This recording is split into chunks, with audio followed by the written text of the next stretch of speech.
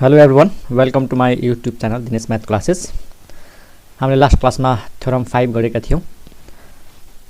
A intersection B difference C is equal to A intersection B difference A intersection C, अनि त्यसपछि यो theorem 5 सम्म भयो। अब थ्योरम 6 हेरौँ students. Theorem 6, prove that A delta B मतलब symmetric difference of A and B is equal to A union B difference A intersection B. मतलब A र बी को symmetric difference is equal to यो हुन्छ भन्ने कुरा prove गर्नु छ। A union B difference A intersection B. अनि अर्को कुरा प्रुभ गर्नु छ कि A symmetric difference B is equal to 5 implies A equal to be भन्न खोजेको। इम्प्लाइज यहाँ दिनुको मतलब के हो, यो छ भने यो प्रुभ गर्ने भनेको, या त यो दिएको छ यो प्रुभ गर्ने भन्न खोजेको। ए र बी को सिमेट्रिक डिफरेन्स यदि इम्प्टी सेट हो भने प्रुभ गरेर ए इक्वल टु के हुन्छ त बी हुन्छ। र पहिला त यो पार्ट 1 हो र यो चाहिँ एकदम इम्पोर्टेन्ट थ्योरम छ, यो सोधेको छ एक्जाममा, यो 1 नम्बर। तपाईलाई 1 लाई कसरी प्रुभ गर्ने त्यो हेरौँ स्टुडेन्ट्स। ओके, 1 नम्बर हेरौँ। त्यसो भए 1 को proof A delta be.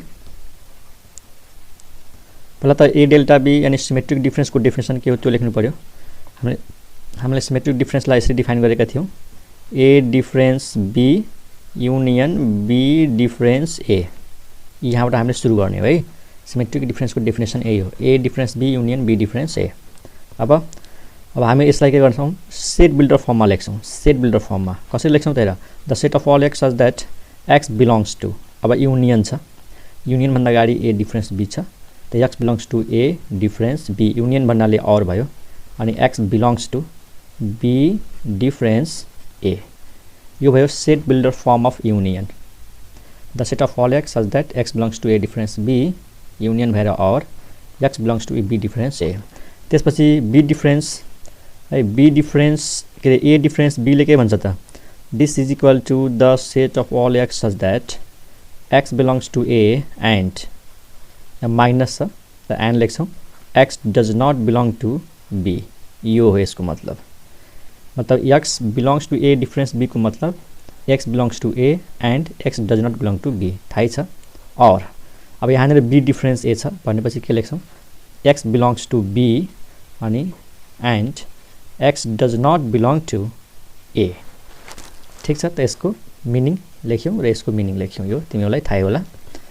This is equal to, अब हामीले के गर्छौँ, कम्बाइन गर्छौँ। अब कसरी कम्बाइन गर्ने हेर, हामीले योभन्दा अगाडि क्वेसनहरूमा कसरी कम्बाइन गर्थ्यौँ, जस्तै यसलाई हेरौँ त एकचोटि। जस्तै यहाँनिर एन्ड हुन्थ्यो ब्राकेटभित्र, त हामीले कसरी कम्बाइन गर्थ्यौँ, यो र यो लिन्थ्यौँ अनि बिचमा एन्ड लेख्थ्यौँ, यहाँ हेरौँ। ठिक, त्यसपछि फेरि यो र यो लिन्थ्यौँ, ठिक, अनि फेरि यो एन्ड लिन्थ्यौँ। भन्न खोजेको मैले कि यो जुन बाहिर एन्ड छ नि, यो र यो दुईवटा लिएर बिचमा एन्ड लेख्छौँ, अनि फेरि यो र यो लिएर बिचमा एन्ड लेख्छौँ, अनि यहाँनिरको एन्ड यहाँ आउँथ्यो होइन। त हामीले यही नियमले त्यहाँ पनि कम्बाइन गर्ने हो। यहाँ हेर, जस्तै यहाँनिर और छ, त पहिलो ब्राकेटको यो लिने र दोस्रो ब्राकेटको यो लिने, बिचमा और राखिदिने। ठिक छ, यो और यो, फेरि एन्ड दिएर यो एन्ड दिएर अनि फेरि यो और यो, यसरी हामी कम्बाइन गर्छौँ। First second. ठिक छ, अनि हामीले के प्रुभ गर्नु छ त्यो पनि हेर्नुपर्ने हुन्छ। ए युनियन बी प्रुभ गर्नु छ, अनि डिफरेन्स पछि ए इन्टरसेक्सन बी। त हामीले कसरी कम्बाइन गर्ने, यो और यो, त्यसपछि एन्ड दिएर यो एन्ड यो और यो, यानी फर्स्ट सेकेन्डलाई कम्बाइन गर्ने।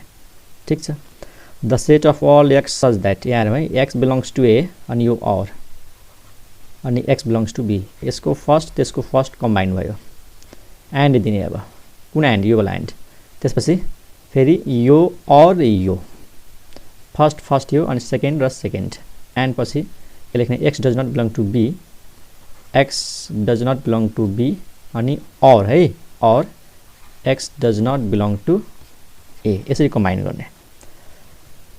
ओके, अब कम्बाइन गरेपछि फाइदा के भयो त, the set of all x such that, अब एक्स बिलोङ्स टु ए और एक्स बिलोङ्स टु बी, यानी और छ, त एक्स बिलोङ्स टु के लेख्छौँ, ए युनियन बी, एन्डको एन्ड लेखौँ। अब यहाँ हेर, x does not belong to B or x does not belong to A. अब यहाँनिर डज नट बिलोङ टु छ अनि बिचमा और छ, त और भन्नाले जेनरली हामी युनियन बुझ्छौँ, तर यहाँनिर डज नट बिलोङ टु भएको हुनाले इन्टरसेक्सन हो। x does not belong to, पहिला ए लेखौँ, ए इन्टरसेक्सन बी। अब हेर x ए युनियन बीमा पर्छ र ए इन्टरसेक्सन बीमा पर्दैन, मतलब x यसको मेम्बर त हो तर यसको मेम्बर होइन भनेपछि यो जुन सेट बिल्डर फर्म हो यो कुन सेटलाई रिप्रेजेन्ट गर्छ त डिफरेन्सलाई। कसको डिफरेन्स? यो सेट र यो सेटको डिफरेन्स हो भनेपछि हेर न x belongs to A union B, त यो भयो ए युनियन बी, यसमा पर्छ। डिफरेन्स किन? त्यसमा पर्दैन, त्यस कारणले x does not belong to A intersection B, the difference A intersection B proved. This is right hand side.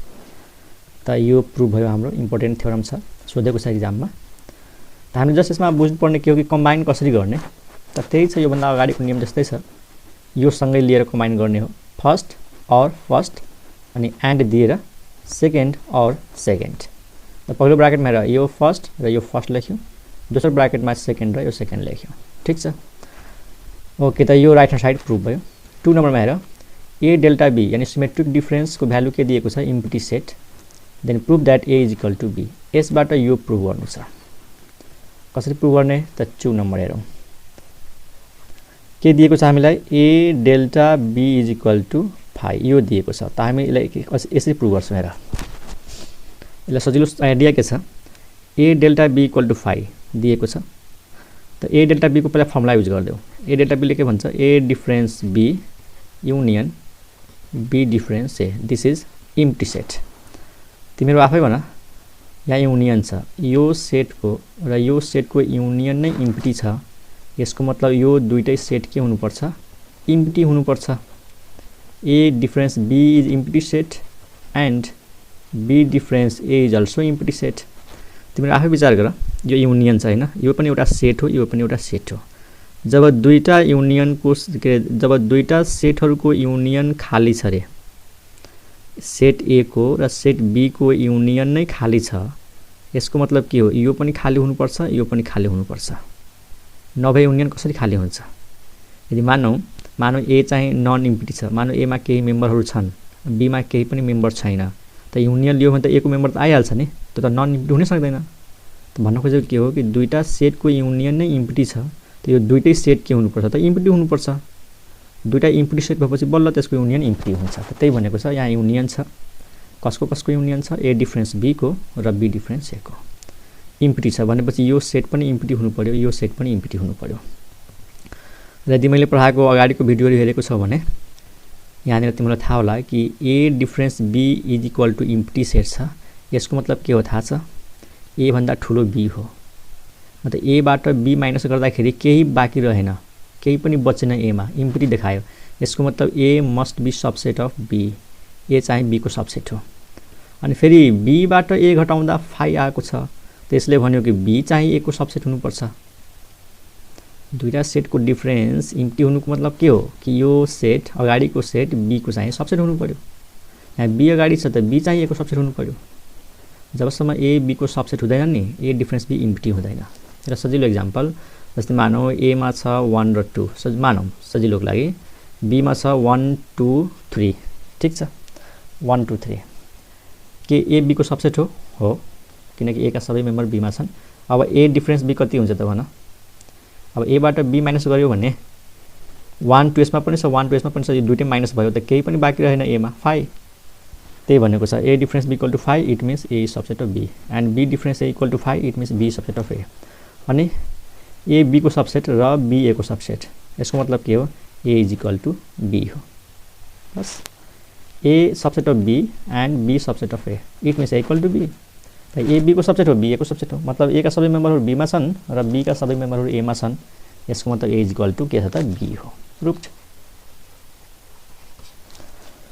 अनि वास्तवमा हेरेर पनि थाहा हुन्छ कि A delta B equal to empty set छ, यानी A difference B B difference A दुईटैको युनियन इम्प्टी छ, त ए र बी त इक्वल हुनै पर्यो। जस्तै ए बाट बी घटाउँदा बी बाट ए घटाउँदा दुईटै खाली छ, मतलब ए इज इक्वल टु बी हुनु पर्यो। अनि बल्ल ए डिफरेन्स ए, जस्तै बी को ठाउँमा ए राख्यो भने कति हुन्छ? A difference A empty, A difference A empty, इम्प्टीको युनियन इम्प्टी इम्प्टी युनियन लिएपछि इम्प्टी ठीक छ आई होप तिमीले यो थ्योरम बुझेको होला त्यो एउटा एक्स्ट्रा थ्योरम हो यो खासै हाम्रो बुकमा यो दिएको छैन अब हामीले इम्पोर्टेन्ट थ्योरमहरु प्रुभ गरिसकेका छौं अब तिनै कुराहरुलाई एउटा लिस्ट बनाएर लेखिदिन्छु हामीले के प्रुभ गर्यौं र तिनीहरुको त्यो नियमहरुको त्यो थ्योरमहरुको नाम के हो जस्तो डिफरेन्स ल पढ्यौं डिमोर्गन्स ल पढ्यौं हैन कम्प्लिमेन्ट ल पढ्यौं तिनीहरुकोमा सबैको नाम लेखिदिराछु सजिलो हुन्छ के नियमहरु छन् त हेरौं है त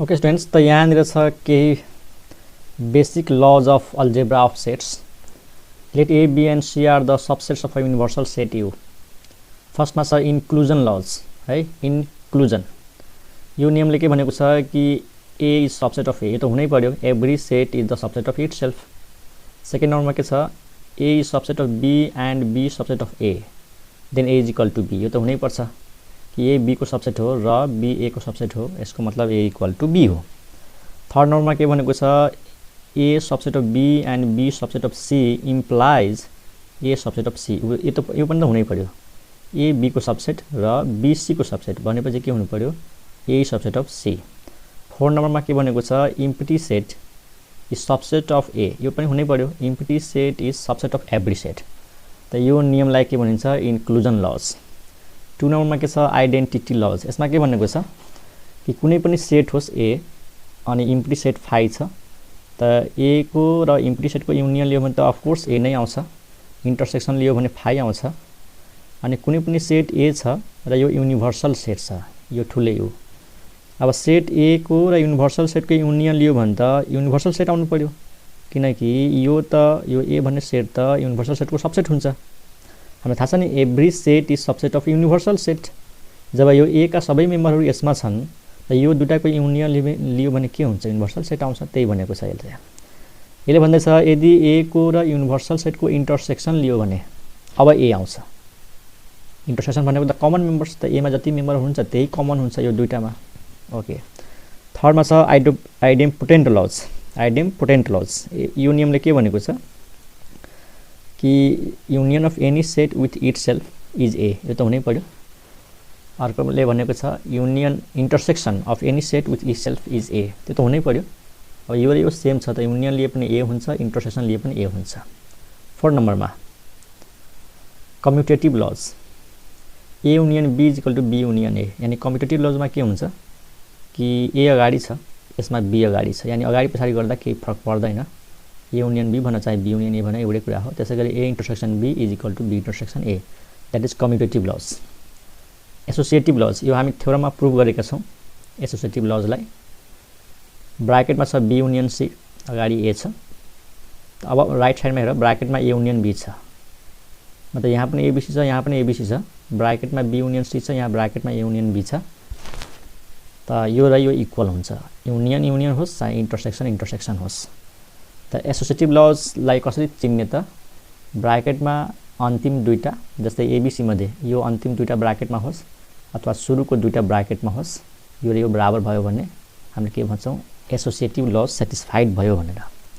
6 नम्बरमा डिस्ट्रिब्युटिभ लज यसलाई पनि हामी थ्योरमका रूपमा प्रुभ गरेका छौं डिस्ट्रिब्युटिभ लजले के भनेको छ A युनियन अनि ब्राकेटमा छ इन्टरसेक्सन त यो युनियन चाहिँ डिस्ट्रिब्युट हुन्छ बाडिन्छ A union B intersection A union C यसरी यदि बाहिर इन्टरसेक्सन छ भित्र युनियन छ त यो पनि डिस्ट्रिब्युटिभ लज नै हो यहाँनिर कसरी डिस्ट्रिब्युट हुन्छ A intersection B union A intersection C 7 नम्बरमा हो 7 मा छ कम्प्लिमेन्ट लज फर्स्टमा हामीलाई थाहा छ युनिभर्सल सेट लियौं यसमा हामी पाँचवटा के पढ्छौं हेर युनिभर्सल सेट यो युनिभर्सल सेट हो युनिभर्सल सेटको कम्प्लिमेन्ट लियो भने के हुन्छ इम्प्टी सेट त हुनै पर्यो किन युनिभर्सल सेटको कम्प्लिमेन्ट भन्नाले युनिभर्सल माइनस युनिभर्सल है कुनै पनि सेटको कम्प्लिमेन्ट भन्नु के हो जस्तै A को कम्प्लिमेन्ट भन्नु के हो universal set minus that set त युनिभर्सलको कम्प्लिमेन्ट भनेको युनिभर्सल माइनस युनिभर्सल त भनेपछि यो त 5 भयो 0 हैन नि 5 हुन्छ है त युनिभर्सल सेटको कम्प्लिमेन्ट 5 अनि 2 नम्बरमा के हुन्छ 5 यानी इम्प्टी सेटको कम्प्लिमेन्ट है इम्प्टी सेटको कम्प्लिमेन्ट फेरि युनिभर्सल भइहाल्छ किनकि यो अलरेडी इम्प्टी छ यसको कम्प्लिमेन्ट लिँदै छौं भनेपछि universal set minus empty set अनि युनिभर्सल माइनस इम्प्टी भनेको युनिभर्सल। ठीक, थर्डमा के हुन्छ, थर्डमा कुनै पनि सेटलाई जस्तै ए कुनै सेट छ हैन, ए कुनै सेट छ थर्डमा है, ए कुनै पनि सेट होस्, यसको हामीले दुईचोटि कम्प्लिमेन्ट निकाल्यो भने के होला, ए को कम्प्लिमेन्ट अनि फेरि कम्प्लिमेन्ट भनेपछि त्यो ए आफै आउँछ। यो थर्डमा है, ए कम्प्लिमेन्टको कम्प्लिमेन्ट त्यो आफै आउँछ। 4 नम्बरमा कुनै पनि सेट छ, मानौ कुनै सेट ए छ अनि यो यदि ए लाई ए कम्प्लिमेन्टसँग युनियन लियो भने के आउँछ त, युनिभर्सल सेट आउँछ। कुनै पनि सेट र त्यसको कम्प्लिमेन्टसँग युनियन लियो भने टोटल आउने भयो युनिभर्सल सेट। ठीक छ। अनि 5 नम्बरमा के छ त, यदि कुनै सेट ए छ र इन्टरसेक्सन लिन्छौ कम्प्लिमेन्टसँग भनेपछि यसमा त केही पनि कमन छैन भनेपछि त के हुन्छ 5 हुन्छ। त यिनीहरू हुन्छ कम्प्लिमेन्ट लजमा छ है, कम्प्लिमेन्ट लज। ओके, 8 नम्बरमा छ डिमोर्गन्स लज। यो पनि हामी प्रुफ गरेका छौं, यसको स्टेटमेन्ट लेखिहालौं। लेखे भन्छ यदि ए युनियन बी को कम्प्लिमेन्ट यानी ड्यास, ड्यास भनेको पनि कम्प्लिमेन्ट हो, चाहे यसरी बार लेख एउटै कुरा हो। ए युनियन बी को कम्प्लिमेन्ट भनेको के हुन्छ, A complement intersection B complement. यदि ए इन्टरसेक्सन बी को कम्प्लिमेन्ट लिने हो भने इन्टरसेक्सन को कम्प्लिमेन्ट त A complement union B complement. These are the De Morgan's laws. 9 नम्बरमा छ De Morgan's laws in another form अथवा इन अदर फर्म। यो पनि डिमोर्गन्स ल हो, डिफरेन्स ल भने पनि हुन्छ। A difference B union C यानी A minus B union C छ भने भनेको के हुन्छ, यो पनि हामीले थ्योरममा प्रुभ गरेका छौं। ए डिफरेन्स बी इन्टरसेक्सन, यो युनियन कहाँ चेन्ज हुन्छ, इन्टरसेक्सनमा ए डिफरेन्स सी। सेकेन्ड नम्बरमा के छ, A difference B intersection C, यहाँ इन्टरसेक्सन छ त यो केमा चेन्ज हुन्छ, युनियनमा A difference B union A difference C. त यो नियमहरू थाहा हुनु पर्यो। ओके, अब हामी यसपछि पढ्छौं एक्सरसाइजका केही क्वेशन्सहरू है त। Let us do some more questions. यिनीहरू त जस्ट थ्योरमहरू भयो, योभन्दा अगाडि पढेको थ्योरमहरू, अनि त्यसैलाई जस्ट लिस्ट गरेको छ। त यो नियमहरू दिमागमा राख, डिमोर्गन्स ल के हो हैन, कम्प्लिमेन्ट लज के हो, डिफरेन्स लज के हो, इन्क्लुजन लज के हो हैन, डिस्ट्रिब्युटिभ ल, एसोसिएटिभ ल, कम्युटेटिभ ल, आइडेन्टिटी लज, आइडेन्टिपोटेन्ट लज। ओके, अब हामी एक्सरसाइजको केही क्वेशन्सहरू गर्छौं।